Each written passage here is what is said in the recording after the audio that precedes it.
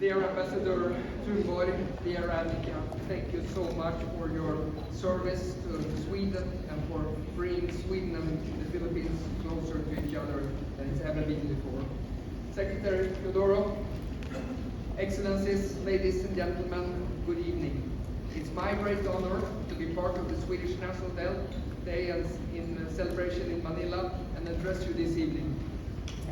And I want to say it means the world to us that there are so many of you have come, and it means the world to the relations between Sweden and the Philippines that so many people have gathered here tonight. Last week, I participated in the Shangri-La Dialogue, where President Marcos Jr. gave an excellent keynote address.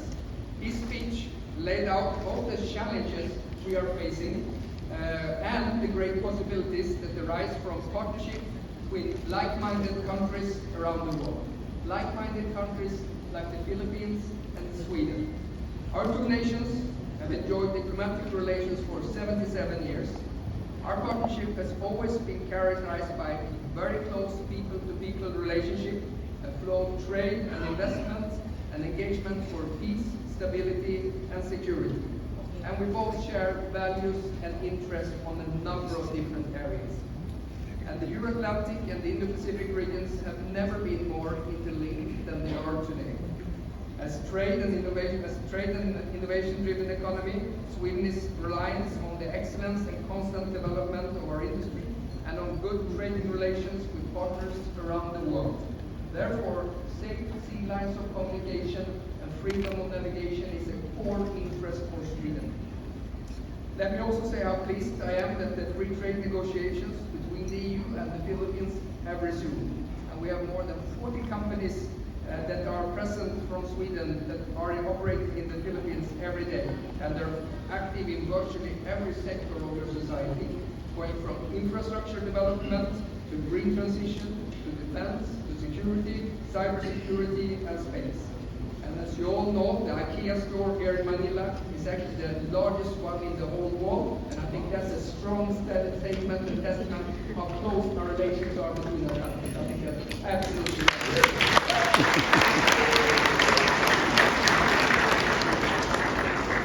Your Excellencies, ladies and gentlemen, let me be a more serious note here. The international system is more than ever before shaped by great power competition and increased rivalry. Russia's illegal full-scale invasion against Ukraine is not only devastating for Ukraine and Ukrainian people, but is also a threat to European and global security at large. Therefore, continued and consistent support to Ukraine is of utmost importance.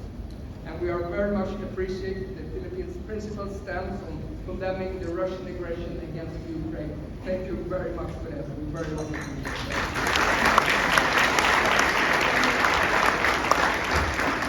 On March 7th, 2024, Sweden became a full-fledged member of NATO. And by Sweden joining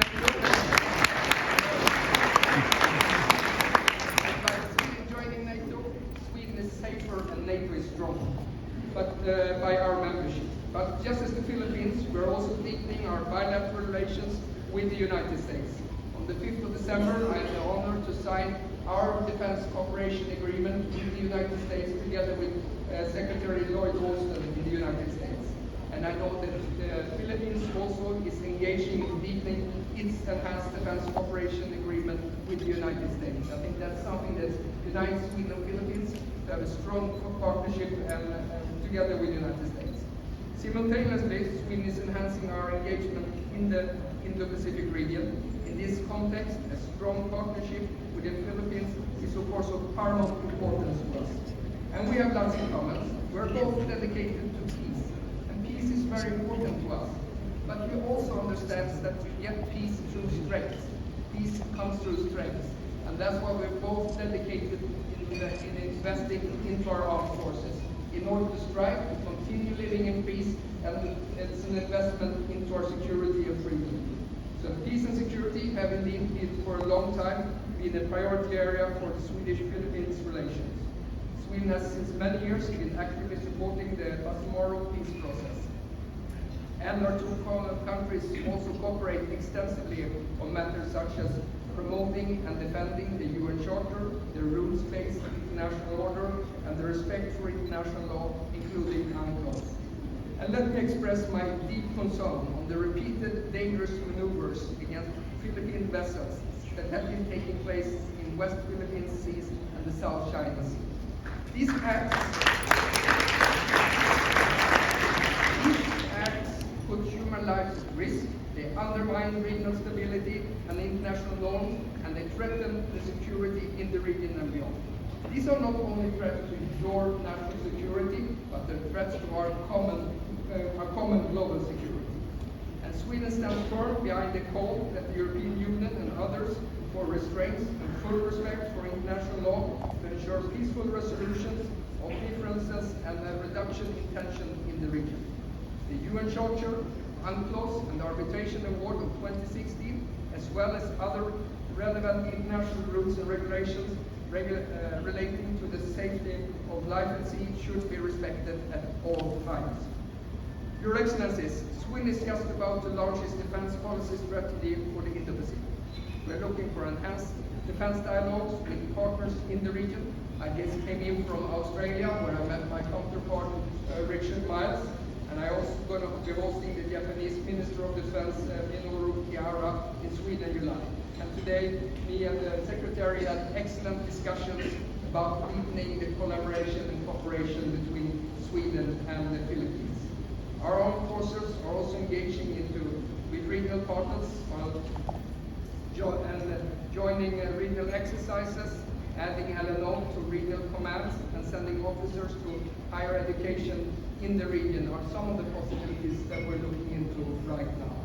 And we're also ready to deepen our collaboration in areas together with the Philippines when it comes to defense innovation, when it comes to cyber, when it comes to space, if Philippines so wishes. And Sweden can and we want to be a long-term partner to the Philippines in the area of security and defense. I think our joint memorandum of understanding on defense cooperation is an expression of our engagement. And I'm happy that we recently signed an implementing agreement for defense acquisition. But ladies and gentlemen, most of all, I'm glad that our cooperation is closer, it's deeper, and it's more comprehensive than it's ever been before. Thank you so much for listening, and thank you so much for coming for our next session.